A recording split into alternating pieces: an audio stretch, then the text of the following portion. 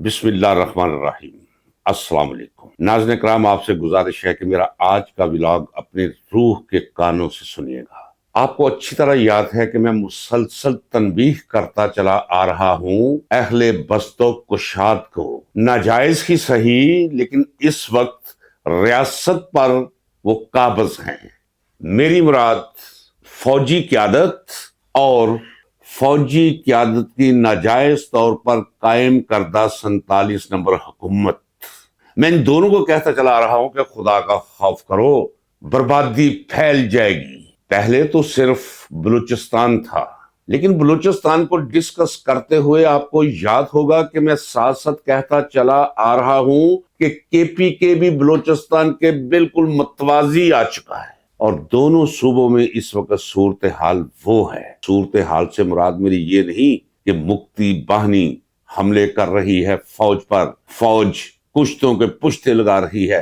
مشرقی پاکستان میں زمین خون سے روز بروز رنگتی اور رنگتی ہی چلی جا رہی ہے، اگرچہ ابھی تک وہ ماحول نہیں، لیکن ذہنی طور پر بلوچستان اور کے پی کے اسی مقام پر ہیں جس مقام پر اور جس ذہنی کیفیت میں 1970-71 میں ہمارے بنگالی بھائیوں کو پہنچا دیا گیا تھا۔ میں مسلسل کہتا چلا رہا ہوں کہ بلوچستان کا مسئلہ سیاسی ہے، کے پی کے کا مسئلہ سیاسی ہے۔ یہ آپریشن سے کبھی مسئلہ حل نہیں ہوگا۔ آپ خون کی ایک چھینٹ گرائیں گے کسی کی تو 10 چھینٹوں میں خمیازہ بھگتنا پڑے گا۔ آج میں کھل کر آپ کو بتا رہا ہوں ناظرین کرام، آج کے بعد کسی ایسی جگہ پہ مت جائیے گا۔ میں ایک تجربہ کار انسان ہوں، میرا افغانستان سے تعلق 4-5 دہائیوں پر پھیلا ہوا ہے۔ میں ان لوگوں کی فطرت کو بھی سمجھتا ہوں، ان کے عزائم اور ارادوں سے بھی واقف ہوں، اور ان کے ساتھ جو کچھ 1980 سے لے کر آج کے دن تک ہم کرتے چلے آ رہے ہیں، یہ دیکھیے 1980 یعنی 45 سال، نصف صدی ہونے کو ہے، ہم نے وہاں تباہی اور بربادی کے سامان کیے ہیں۔ اشارہ صرف دیتا ہوں کہ ہم نے امریکن جنگ لڑی ڈالرز کی خاطر، اور پھر اس کا نتیجہ مسلسل ہم بھگتتے چلے آ رہے ہیں۔ کبھی ہم افغانیوں کو گود میں بٹھا کر فیڈر پلاتے ہیں، ان کے کانوں میں ہم جہاد پھونکتے ہیں، ان کے ہاتھوں میں ہم بندوق پکڑاتے ہیں، میزائل پکڑاتے ہیں، سکڈ میزائلز پکڑاتے ہیں، اینٹی ایئر کرافٹ گنز دیتے ہیں جو امریکہ دیتا ہے ہماری آئی ایس آئی کو، اور آئی ایس آئی بانٹتی ہے پوری پاک افغان سرحد پر قائم مدرسوں اور کیمپس کے اندر۔ وہاں مسلسل انہیں ٹریننگ دی جاتی ہے، وہ لڑتے ہیں، مرتے ہیں، اپنی نسلیں برباد کر لیتے ہیں۔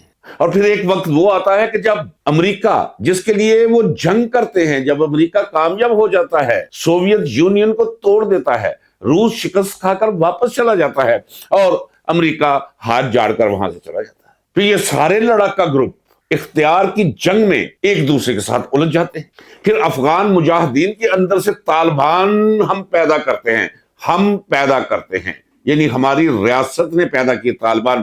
ناظرین کرام، میں اللہ کو بھی جواب دہ ہوں اور آپ کو بھی جواب دہ ہوں، ہم نے پیدا کیے۔ کیا یہ چھپی ہوئی حقیقت ہے؟ نصیر اللہ بابر میرا بہت گہرا تعلق تھا، جنرل نصیر اللہ بابر جو گورنر بھی تھے کے پی کے وزیر داخلہ بھی تھے پاکستان پیپلز پارٹی کے دور میں، تو میرے ساتھ وہ ڈسکس کیا کرتے تھے۔ میں اللہ کی ذات کو گواہ کر کے کہتا ہوں، مرنے سے پہلے بھی میرے تعلقات ان کے ساتھ تھے۔ کیوں کہ پشاور جیل کے اندر آفتاب شیرپاؤ، میں اور نصیر اللہ بابر 1982 میں ایک ہی کمرے میں ہم نے کوئی 3.5 مہینے گزارے تھے۔ کچی جیل تھی، وہاں بی کلاس بس ہے، ایک ڈھابا سا ڈھارا سا، تو وہاں جو تعلقات کی کیفیت بنتی ہے اس میں من و تو والا معاملہ ہی نہیں رہتا۔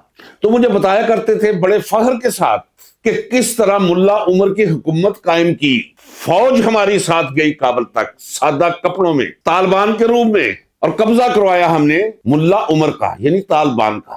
اور ارادہ ہمارا کیا تھا؟ ارادہ ہماری ریاست کا یہ تھا کہ جناب ہندوستان کے بالمقابل یہ باقی جو ریاستیں ہیں ماورا النہر کی، سینٹرل ایشیا کی، یہ قازقستان، ازبکستان، ترکمانستان وغیرہ وغیرہ وغیرہ، اب یہ ہماری ہوں گی۔ افغانستان ہے، یہ ہمارا ہے، اور پاکستان ہے، اب انڈیا، یہ سے کہتے ہیں اسٹریٹجک ڈیپتھ۔ ان کی اسٹریٹجک ڈیپتھ نے بیڑا غرق کر کے رکھ دیا اس ملک کا۔ ایک برادر اسلامی ملک کو لا کھڑا کیا انہوں نے بھارت کے ساتھ۔ اب جہاں بھارت کا نام لیتے ہیں ایک دشمن ملک کا اکیلے بھارت کا نام نہیں لیتے، بھارت اور افغانستان، فتنہ الہندوستان، فتنہ الخوارج۔ ذرا غور کیجئے یہ اصطلاحات کیوں استعمال کی جاتی ہے، یہ میں آپ کو آگے چل کے بتاؤں گا۔ لیکن وہ وقت آیا جب 9/11 ہوا۔ ناظرین کرام، آغا شورش کشمیری کا ایک شعر ہے، افسوس 100,000 سخنہائے گفتنی، خوف فساد خلق سے ناگفتہ رہ گئے۔ میں اکثر کہتا ہوں کبھی کبھی اللہ تبارک و تعالیٰ کی ذات فقیر شہر کو امیر شہر سے زیادہ باخبر کر دیتی ہے۔ میرے سینے میں وہ خبر ہے جس کا میں ذکر آج کروں تو زلزلہ آ جائے اس پاکستانی ریاست کے اندر کہ ہم نے امریکہ کے خلاف بھی بعد میں لڑوایا انہیں طالبان کو۔ ناظرین اکرام، یہ اشارہ کافی ہے۔ اور جب 9/11 ہوا عمر کے اس حصے میں اللہ کی ذات کو گواہ کر کے کہتا ہوں کہ یا خدا میں تیرے نام پر یہ سٹیٹمنٹ دے رہا ہوں، یہ ISI کے اعلی افسران کو میں نے اپنے کانوں سے کہتے سنا ہے، پینٹاگون نہیں، پینٹاگون وہ سرخوشی کا عالم تھا کہ جس کا شمار کوئی نہیں۔ آپ ضرور سوچتے ہوں گے میں نے کیسے سنا۔ مجھے ناظرین کرام ایک ذاتی کام پڑ گیا اپنے گھریلو معاملے میں، تو ان دنوں میرے چھوٹا بھائی، میرا دوست یہاں آل ان آل تھا ISI کے اندر۔ میں نے اسے فون کیا، میں نے کہا یار یہ ایک معاملہ بن گیا ہے اور میں ملنا چاہتا ہوں۔ یہ 9/11 سے کچھ 2-3 دن، اتفاق کی بات ہے 2-3 دن کی بات کی بات، میں اپنا مسئلہ بیان کر رہا تھا تو اندر سے باہر سے 2 لوگ داخل ہوئے تو میرے دوست اٹھ کر کھڑے ہو گئے، انہوں نے کہا سر مبارک، پینٹاگون۔ ناظرین کرام ذرا غور کیجئے، یہ جو میں آپ کو بتا رہا ہوں، میں بتا رہا ہوں کہ میں اپنے اللہ کی ذات کو گواہ کر کے کہہ رہا ہوں، میرے خدا اگر میں درست کہہ رہا ہوں تو میرے لیے زندگی میں آسانیاں پیدا کر۔ اگر میں نے ایک حرف بھی غلط کہا ہے تو میں تیرا مجرم ہوں جو تیرے نام پر خلق خدا کو وہ بات کر رہا ہے جو ویسی ہے نہیں۔ کیا آپ سمجھتے ہیں کہ پاکستان یہ رول ادا کر رہا ہو، القاعدہ اور طالبان کو استعمال کر رہا ہو امریکہ کے خلاف؟ اتنی زیادہ روس کو توڑنے کے بعد ہمت اتنی زیادہ بلند ہو چکی تھی کہ اب امریکہ کو توڑنے پر آئے ہوئے تھے۔ اور جب 9/11 ہوا تو یہاں مشرف مرحوم تھے جو آسمانی لہجے میں گرجا کرتے تھے۔ ایک فون آیا کہ بھائی یہ جو کچھ ہوا ہے آپ لوگوں کا سٹینڈ کیا ہے؟ تو مشرف نے کہا یہ طے شدہ بات ہے۔ مشرف نے کہا جی ہم نیوٹرل ہیں، اگر آپ سمجھتے ہیں کہ یہ انہوں نے کیا ہے تو جناب ہمارا کوئی لینا نو، آپ کو ہمارے ساتھ مل کر اس فتنے کو ختم کرنا ہوگا، نہیں تو بعد میں ہم جائیں گے افغانستان، پہلے تمہاری طرف آ رہے ہیں۔ پیش آپ جاری ہو گیا مشرف کا، ان کا جناب ہوا بھی موجود، فضا بھی موجود، زمین بھی موجود۔ پھر اس کے بعد پاکستان کے ایئرپورٹس پر اسلحہ اترنا شروع ہو گیا، یعنی کسی کی ضرورت نہیں تھی پوچھ سکے کوئی امریکہ سے یہ کیا کیا لے کر آئے ہو، نہیں۔ پھر ہمیں کہا گیا کہ ہمارے ساتھ مل کر مارو انہی افغان مجاہدین کی اولادوں کو جو اب طالبان بنائے گئے تھے، انہوں نے بنائے تھے، انہوں نے اپنے طالبان کو مارنا شروع کر دیا۔ تو ریٹیلیشن میں، اور تو وہ جنگ تو کر نہیں سکتے تھے، جن کے بچے ان کی گود کے اندر بم کی کرچیوں سے مارے گئے تھے، جن کے بھائیوں نے ان کے سامنے جان دی تھی، جن کے گھر کی خواتین وہاں قیمہ ہو گئی تھی، اب وہ انتقام کے لیے تیار تھے، ان کی اولادیں تیار تھی۔ اب ادھر کے ملاؤں نے جہاد کی تعلیم دینا شروع کر دی۔ جہاد کی تعلیم کس کے خلاف؟ پاکستانی ریاست کے خلاف۔ اور پھر کوئی جگہ محفوظ اور مامون نہ رہی، جس جگہ رش دیکھا اس جگہ پہ خود کش حملہ ہو گیا۔ وہ وقت آیا کہ جہاں ایک ہوتا ہے دفعہ 144، کسی نے نہیں لگائی تھی لیکن 3 لوگ اکٹھے ہوتے ہوئے ڈرتے تھے، وہ وقت دوبارہ آ رہا ہے۔ ناظرین کرام، اسلام آباد ڈسٹرکٹ کورٹس کے باہر کیا ہوا ہے یہ کبھی آپ کو اصل خبر نہیں دیں گے۔ اس وقت تک 21 لوگ جان سے گزر چکے ہیں، مر چکے ہیں، لقمہ بن چکے ہیں۔ لقمہ کس چیز کا بنے ہیں میں بتاؤں آپ کو، ہماری ناقص ریاستی پالیسی کا۔ اور ہاسپٹلز کے اندر اس وقت 30 کے قریب زخمی ہیں، جن میں سے 11 کی حالت تشویشناک ہے۔ اب ہونے کیا جا رہا ہے، آئیے پہلے دیکھیں جنوبی وزیرستان وانا میں کیا ہوا۔ کیا آپ کو یاد نہیں میں کہتا چلا رہا ہوں خدا کے لیے یہ بند کرو، تیرا کے اندر جو کچھ کر رہے ہو، یہ شمالی وزیرستان کے اندر کر رہے ہو، جو باجوڑ کے اندر کر رہے ہو، جو جنوبی وزیرستان کے اندر کر رہے ہو، باز آ جاؤ، یہ قرم کے اندر جو کروا رہے ہو رک جاؤ۔ یہ میں ہوں جو کہتا چلا رہا ہے۔ ناظرین کرام، اس کی وجہ میں پھر آپ کو بتا دیتا ہوں کہ یہ جاہل لوگ ہیں، ان کا وہ ویژن نہیں۔ ناظرین کرام، پاک افغان ایشو پہ جنگ اخبار کی فائلز گواہ ہیں کہ میں اس ایشو پہ 1985 سے لکھتا چلا رہا ہوں جب میں جیل میں تھا اور میری سزائے موت کمیوٹ ہو چکی تھی لائف امپریزنمنٹ میں۔ اور 14 سال ایک اور بریگیڈیئر صاحب نے سزا دے کر 39 سال قیدی تھا، اور میں میاں والی جیل میں اپنی 39 سال قید کاٹ رہا تھا۔ تو کچی پینسل لے کر میں نے وہ آغاز کیا، وہ ٹاپ پہ لگ گیا فرسٹ ہاف سینٹر میں، اور پھر میں نے لکھنا شروع کر دیا۔ تو میں جانتا ہوں کہ اب مستقبل میں کیا ہونے جا رہا ہے، آپ ذرا غور کیجیے۔ ناظرین کرام، اس ویڈیو کو آپ ٹکڑوں میں سن لیجئے، لیکن سنیے گا ضرور۔ پورے پاکستان میں آپ کو کوئی اس طرح نہیں بتا سکے گا جو میں آپ کو بتا سکتا ہوں، حادثات عجز و انکسار کے ساتھ میں کہتا ہوں۔ سہیل افریدی، دیکھیں چیزیں جمع ہو رہی ہیں، میں کہہ رہا ہوں اور کہتا چلا رہا ہوں، بہت بڑا واقعہ پیش آنے والا ہے۔ یہ عمران خان کو ہاتھ جوڑ کر باہر نکالیں گے، سنبھالو میاں۔ جس طرح 1971 میں پاکستان کو تڑوا کر آپ کی فوجی قیادت نے ذوالفقار علی بھٹو کے ہاتھ جوڑے تھے، آ جاؤ یہ بابا سنبھالو، اس کی وجہ کہ فوج کا گراف زیرو نہیں، پاکستان تڑوانے کے بعد ہر شخص تپا ہوا تھا فوج پر، یہ وقتی طور پہ بیک پہ چلے گئے، بھٹو کو فرنٹ پہ رکھ لیا اور ہاتھ جوڑے کے بابا سنبھالو اسے، اور آرمی فوج بخشیت ادارہ بچ گئی۔ اور آج بھی میں کہہ رہا ہوں، میں کہتا چلا رہا ہوں ناظرین اکرام، کہ یاد رکھیں یہ ہاتھ جوڑیں گے۔ یہ بنمانس کے منہ والا یہ پتہ نہیں کہاں سے، کس حرام وطن سے اور مصدر سے نکلا ہے، عطا ٹرٹر، اور میرے سیالکوٹ کا کلر خواجہ آصف، اور پیدائشی اور خلقی طور پر کریمنل شخص بازارو رانا ثناء اللہ، یہ کیا کہتے ہیں کہ جی بہت بڑے بڑے مقدمات ہیں، آپ بھول جائیں عمران خان کو بھول جائیں۔ عمران خان بیٹھا ہوا ہے وہاں، میٹا فزکس کا معاملہ ہے، وہ ہے بھی اور نہیں بھی۔ جس عمران خان کو یہ لوگ ڈھونڈتے وہ عمران خان نہیں، اب وہ ورا ہے مادی وجود سے۔ ان سب کو میں کہتا چلا رہا ہوں معافی مانگنا پڑے گی۔ یہ تو نظر نہیں آئیں گے، یہ نظر آئیں گے تو الیکٹرک پولز پر لٹکے ہوئے نظر آئیں گے ناظرین اکرام، یہ درختوں کے ساتھ لٹکتے نظر آئیں گے۔ میں بتا چکا ہوں آپ کو، اپنا خواب بتا چکا ہوں جو میرا پیچھا نہیں چھوڑ رہا۔ کتوں کی طرح ان کی زبانیں لٹکی ہوئی باہر لیفٹ سائڈ کو، کسی کا سر نیچے، کسی کا رائٹ سائڈ کو، کسی کا لیفٹ سائڈ کو، گالوں کا رنگ نیلا، آنکھیں ابلی ہوئی انڈوں کی طرح باہر، منہ اور ہونٹوں پہ مکھیاں بن بناتی ہوئی میں نے انہیں دیکھا۔ یہ ہوگا ناظرین اکرام، یاد رکھیے، چونکہ جو میں کہتا چلا رہا ہوں چیزیں اسی طرح تشکیل پا رہی ہیں۔ جس طرح ذوالفقار علی بھٹو سے معافی مانگی تھی انہوں نے، کیا ہو جی سنبھالو، عمران خان سے معافی مانگیں گے۔ یہ میرے اس دہن سے نکلے ہوئے جملے ہیں جو مسلسل میں ادا کرتا چلا رہا ہوں، میں نہیں کہتا، میں سامنے جو تصویر دیکھتا ہوں، مجھے کوئی کہتا ہے تو کہہ دے، وقت سے پہلے کہہ دے۔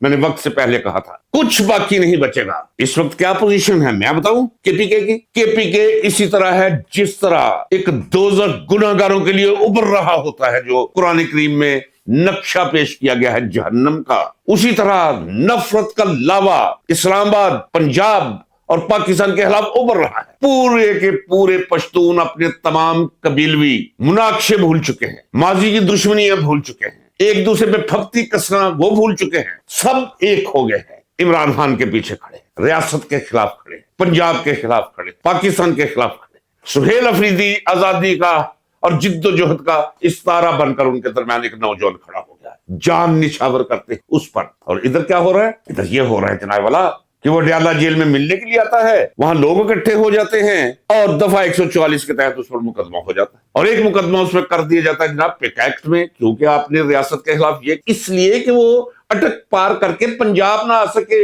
اسلام آباد نہ آ سکے، اور دوسرے آپریشن جاری ہے پورے کے پورے کے پی کے اندر۔ اور یہ اسلام آباد میں جو کچھ کل ہوا ہے، جو کچھ جنوبی وزیرستان وانا میں ہوا ہے، یہ آپ کو اصل خبر نہیں آئی، ایس پی آر والے بتائیں گے کہ 624 طالب علم اور اساتذہ انہیں گھیر لیا، انہیں وہ بنا لیا، ہمیں کوئی پتہ نہیں، بلیک آؤٹ ہے خبر کا کہ وہاں کیا ہوا۔ یہ صرف آپ کو یہ بتائیں گے 4 فتنہ الخوارج واصل جہنم کر دے گے، یہ نہیں بتائیں گے کہ کتنا نقصان کروایا ہے معصوم جانوں کا۔ یہ جتنے نوجوان ہیں یہ بیچارے بیکاری سے بچنے کے لیے جب فوج میں بھرتی شروع ہوتی ہے تو یہ کوئی ملک کی محبت کے اندر نہیں جوائن کرتے فوج کو۔ میں جہاں بھی جاتا ہوں مجھے کہتے ہیں یہ بچہ ہے کے پی کے اندر تو یہ فوج میں جانا چاہتا ہے، چونکہ چند سال وہاں رہنے کے بعد ایک پینشن لگ جاتی ہے۔ اچھا، ان بچوں کو جو مروایا جا رہا ہے غلط پالیسیز کی وجہ سے، یہ ہمیں یہ بھی نہیں بتاتے کہ لاشیں کتنی جا رہی ہے۔ چلے میں آپ کو ایک بات بتاؤں ناظرین اکرام، ایک بالکل ایک بلیک آؤٹ کیا ہوا ہے بلوچستان میں، اور بلوچستان میں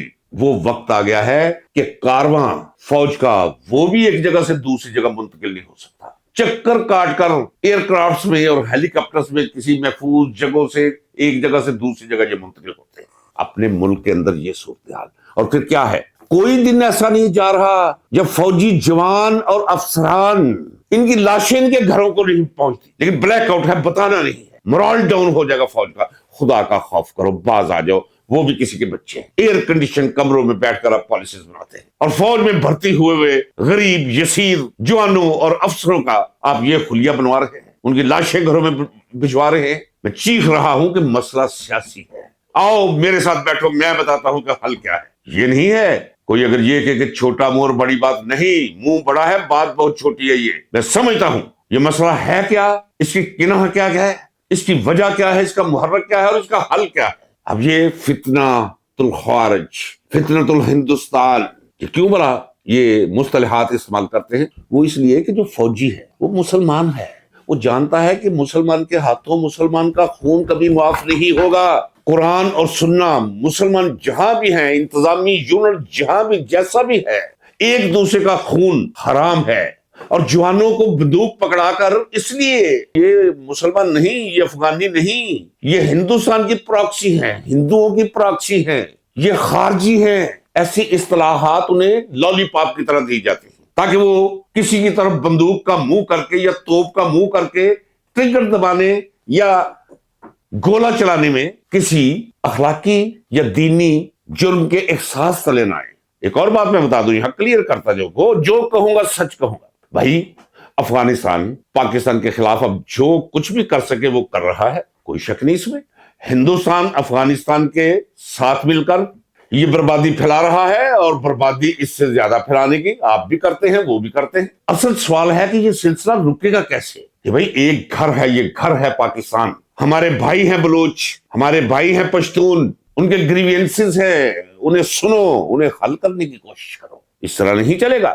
اب وہ وقت آ گیا ہے ناظرین اکرام کہ میں پھر کہتا ہوں کہ میں نے اپنے بچوں سے کہہ دیا ہے کہ بات سنو، کسی مارکیٹ کے اندر کسی خریداری کی ضرورت نہیں ہے. گزارا کرو، یہاں 10 20 30 40 50 لوگ اکٹھے ہوں، وہاں نہیں جانا. کسی یکو تنہا سبزی کی دکان سے سبزی لے لینا، یہ بڑے سے کسی مال کے اندر جانے کی ضرورت نہیں. کسی کریانہ فروش سے دالیں لے لینا، مت جانا، مارے جاؤ گے. کوئی پتہ نہیں کہ فرشتہ اجل کہاں گھیر لے. بٹھا کر کہا ہے میں نے رات کو، اللہ گواہ ہے. اور یہ آپ کو بتا دوں، اب کوئی جگہ محفوظ نہیں رہے گی. بھائی یہ میرا علم ہے، میری خواہش نہیں. ناظرین اکرام، میں تو ورا ہوں، میں صرف خون کا رنگ سمجھتا ہوں. خون کا رنگ ایک ہے، باقی سب اضافیشتے ہیں. مذہب، فرقہ، نسل، علاقہ، زبان، یہ سب اضافیشتے ہیں، میرا کوئی تعلق نہیں. بس اتنا کافی ہے، میں ایک مسلمان کے گھر پیدا ہوا ہوں، میں مسلمان ہوں. لیکن اگر مجھے کوئی کہے کہ کسی دوسرے کا خون بہا، کیوں بہاؤں بھائی؟ انسان ہے وہ. مجھے قطعی طور پہ یہ نہیں کہ کوئی صدمہ نہیں ہے جو میں بیان کر رہا ہوں، مجھے شدید صدمہ ہے. خوف تو نہیں کہہ سکتا، لیکن ایک ملال ضرور ہے، کیونکہ وہ فلم مجھے نظر آ رہی ہے، وہ منظر مجھے نظر آ رہا ہے جو ہونے جا رہا ہے. آپ سے بھی میری گزارش ہے کہ کسی ایسی جگہ پہ قدم مت رکھیے گا جس جگہ پہ زیادہ رش ہو. آپ کی جان قیمتی ہے. یہ تو سارے بیٹھے ہوئے ہیں بنکرز کے اندر، یہ تو بیٹھے ہوئے ہیں ریڈ ایریاز کے اندر. انہوں نے تو حفاظتی باندھ رکھے ہیں اپنے آس پاس. انہیں کوئی تکلیف نہیں ہوتی. کسی کا جسم، انسان کا جسم قیمہ بن کے دیواروں کے اوپر پھیل جائے، نقشہ بن جائے، یہ کوئی تکلیف نہیں ہوتی. یہ اس حد تک انسانیت سے گزر چکے ہیں اس وقت ملک میں جو کچھ کر رہے ہیں. چونکہ اس پر میں ایک آج علیحدہ ویڈیو کرنے جا رہا ہوں، اس لیے میں اتنا اشارہ کافی جو کچھ ملک میں کر رہے ہیں. اور ابھی تو یہاں سے بھی رد عمل ابھرنے کو ہے. سہیل افریدی پہ دفعہ 144 لگ جاتی، اور یہ 47 نمبر فارم کے بلکہ غلیظ بطن سے پتہ نہیں کیوں نکال کر آدھے پاکستان پنجاب پر وزیر اعلیٰ کے طور پہ مسلط کی گئی یہ نواز شریف کی بیٹی. یہ جہاں بھی جاتی ہے پٹواریوں کو حکم ہوتا ہے کہ ایک ٹرالی بھر کے لاؤ. وہاں دفعہ 144 نہیں ہے اس کے لیے. سہیل افریدی پنجاب میں آ جائے تو دفعہ 144. ایک اور حقیقت میں آپ کو بتا دوں، یہ پہلو پازیٹیو ہے یا نیگیٹو ہے کیا ہے میں اس پر تبصرہ نہیں کروں گا، لیکن میں صرف آپ کو ایک شکل دکھا دیتا ہوں، ایک حقیقت کی طرف اشارہ کر دیتا ہوں. عمران خان، پنجاب والے خاموش، پنجاب والے ڈرے ہوئے ہیں، پنجاب والے سہمے ہوئے ہیں، پنجاب والوں کی ایک اپنی تاریخ ہے. چھوڑ دے. KPK کے پشتون عمران خان کو اپنی ریڈ لائن سمجھتے ہیں، وہ اسے اپنا سمجھتے ہیں. اب جب میں کہتا ہوں وہ اسے اپنا سمجھتے ہیں، میں ان سے زیادہ اسے اپنا سمجھتا ہوں. لیکن وہاں کوالٹیٹیولی ایک فرق ہے. انہوں نے چیلنج بنا لیا ہے اسے. عمران خان کے ساتھ زیادتی کرو گے وہ اور زیادہ ریاست کے خلاف ہوں گے. آپ انہیں جواز فراہم کریں گے کہ یہ ملک اس قابل نہیں کہ یہ زندہ اور پائندہ رہ سکے. 4.25 کروڑ کی آبادی ہے، جس میں کچھ 2.25 کروڑ کے قریب نوجوان ہیں، اور جن میں سے اور کچھ نہیں تو 1 کروڑ تو بے روزگار ہیں، اور اس پر مستضاد ان کے علاقے کے اندر آگ اور خون کا کھیل آپ کھیل رہے ہیں. مجھے کہنے دیجئے، آپ ان کے لیڈر پر پنجاب کے اندر، اسلام آباد کے اندر یہ کچھ کر رہے ہیں. اور پھر یہ جوہلا، جب ان کی میں سنتا ہوں جی ہم، یعنی وہ میرے شہر کے کلرک، مجھے کہنے دیجئے کہ انتہائی دھریدہ دہن اور بد اخلاق شخص ہے، اخلاق باختہ ہے. وہ اس کا لہجہ دیکھ لے، اس کے لفظوں کا چناؤ دیکھ لے، اس کے حرکات و سکنات دیکھ لے، اس کی شکل پر غور کر کے دیکھ لے. ریجیکٹڈ اینڈ ڈیجیکٹڈ جو گلی و محلوں کے لوگ ہوتے ہیں، یہ وہ ہے. اس کے لہجے سے اس کے گھر کی پرداخت کا آپ اندازہ کر سکتے ہیں. وہ کیا کہہ رہا ہے؟ وہ کہہ رہا ہے، وہ سامنے بیٹھ کے سکرین پہ کہہ رہا ہے جی یہ جو کچھ ہوا ہے وانا کے اندر، اس کا جواب ہم افغانستان کے اندر بھی جا کر دے سکتے ہیں. یعنی فضائی حملہ کر سکتے ہیں، سرحدیں پار کر کے فوج اندر داخل کر سکتے ہیں. خدا کا خوف کرو. اگر بلوچستان اور KPK میں آپریشن بند نہ کیے گئے، اگر ان کے ساتھ بیٹھ کر ان کے جائز مطالبات تسلیم نہ کیے گئے، اگر یہ تسلیم نہ کیا گیا کہ آپ کے ساتھ مرکز کی طرف سے مسلسل زیادتیاں ہوتی چلی آ رہی ہیں، تو پھر پاکستان کا وجود خطرے میں ہے. وہ میں جو بار بار کہتا ہوں کہ عالمی ایجنڈا ہے کہ 2030 سے پہلے پاکستان کو عالمی نقشے سے محو کرنا ہے. اور باقی اب تو سارے کا سارا اسلحہ بھی جو ہے ایٹمی اسلحہ، وہ آپ نے سن لیا ہوگا کہ فرد واحد کے صندوق میں رکھ دیا گیا ہے. پھر وہ وقت آئے گا کہ جب کہیں گے کہ یہ گلوبل ولیج ہے، آپ سے کسی بھی تباہ اور برباد کن واقعے کی توقع کی جا سکتی ہے، یہ اپنا ایٹمی اسلحہ جمع کروائیں یونائٹڈ نیشن کے پاس جا کر. تو بس قصہ پاک، اسرائیل کا دشمن اور سب سے بڑی اس کے سامنے دیوار پاکستان، وہ بھی گیا. بچت صرف ایک راستہ ہے کہ جو کچھ پاکستان کے اندر کر رہے اسے بند کر دو. یہ نہیں چلے گا. تاریخ ہمارا ماضی نہیں، تاریخ ہمارا شعور ہے جو اپنی روشنی میں ہمیں دکھاتا ہے کہ کل یہ ہوا تھا اور نتیجہ یہ نکلا تھا. اگر ویسا ہی آج ہو رہا ہے تو نتیجہ بھی ویسا ہی نکلے گا. یہ سائنس ہے. تاریخ اب باقاعدہ طور پہ ایک سائنس سبجیکٹ ہے میرے نزدیک. میں نے وہ وقت دیکھا ہے اور اس کے خلاف لڑا ہوں. ناظرین کرام، اکثر لوگ پوچھتے ہیں آپ کو سزائے موت کیوں ہوئی تھی، آپ پر اتنی سختیاں کیوں کی گئی تھی. اس ولاگ کا میں وائنڈ اپ یہ دے رہا ہوں کہ جنرل ضیاء الحق نے اس ملک پر قبضہ کر لیا تھا. وہ صدر بھی بن گیا تھا، وہ چیف آف آرمی اسٹاف بھی تھا، وہ باقی بھی سب کچھ تھا. اس نے اپنے اندر ہی خلافت قائم کر لی. تو وہ سمجھتا تھا میں خلیفہ ہوں، من جانب اللہ خلافت مجھے تفویض ہوئی ہے. میں نے وہ وقت بھی دیکھا ہے کہ بخشیت فوج کے ملازم، اس کی مدت ملازمت ختم ہوئی ہے، تو چونکہ وہ صدر پاکستان بھی خود ہے، وہ اپنی ہی فائل پہ لکھ رہا ہے کہ میں صدر پاکستان محمد ضیاء الحق، جنرل ضیاء الحق کو 3 سال کی ایکسٹینشن دیتا ہوں. یہ مذاق بھی ہم نے سہا ہے، لیکن ہم نے یہ مذاق ایسے نہیں سہا. ہم میدان میں آگے تھے، پھر ہم نے یہ بھی برداشت کیا، لیکن برداشت نہیں کیا، اس کا رد عمل دیا. ناظرین کرام، آپ تو چپ کر کے بیٹھے ہوئے ہیں.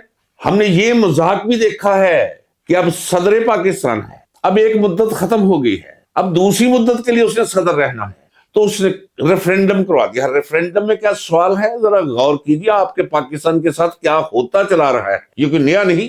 ریفرینڈم میں سوال دیا گیا کہ کیا آپ چاہتے ہیں کہ آپ کے ملک میں اسلامی نظام رائج ہو، ہاں یا نا میں جواب دیجیے. اور اگر آپ کا جواب ہاں میں آیا تو پھر اگلے 5 سال کے لیے میں جنرل محمد ضیاء الحق، صدر پاکستان ضیاء الحق، اگلے مزید 5 سال کے لیے آپ کا صدر. یہ مذاق بھی ہم نے دیکھا، لیکن اس مذاق کے خلاف پھر ہتھیار اٹھا لیے کیونکہ باقی سارے راستے بند کر دیے گئے تھے. پھر ایک کہانی ہے جو میں اکثر آپ سے کہتا ہوں کہ آپ میری کتاب ضرور پڑھیے، کئی سولیاں سرے راہ تھی. اگر صورتحال ایسی بنے تو ایک نوجوان کو کیا کرنا چاہیے، ایک محب وطن کو کیا کرنا چاہیے، ایک ایسا شخص یا ایسا گروہ یا ایسی قوم جو غلامی سے نفرت کرتی ہے، آزادی کو اپنا حق سمجھتی ہے، اسے کیا کرنا چاہیے، یہ آپ کو علم ہو جائے گا. ناظرین کرام، اجازت دیجیے، ملتے ہیں ہم اگلے ولاگ میں. اللہ حافظ. پاکستان پائندہ باد.